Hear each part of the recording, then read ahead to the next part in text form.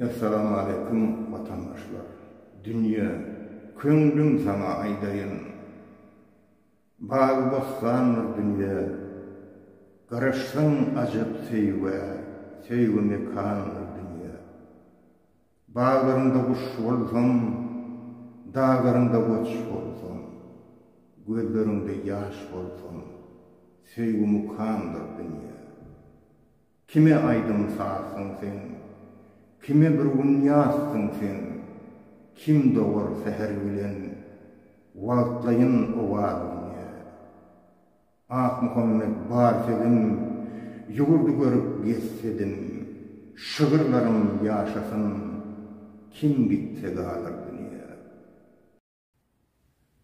Durdu Murat Halifa, bir karar oldum.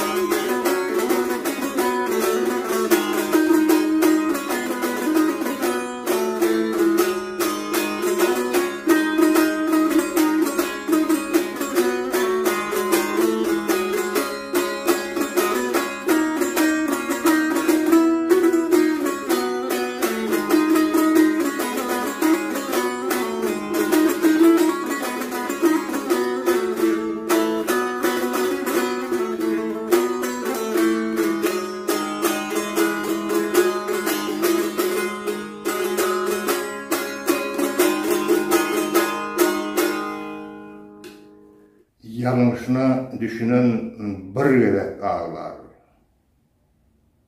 Yanlışına düşünmedik, ölünçe ağlar. Köp adamlar yanlıştı. Şoň üçin Türkmenistan watanymyz ayagy şagynlar.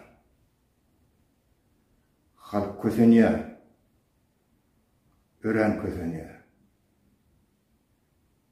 Çıkalı da yok.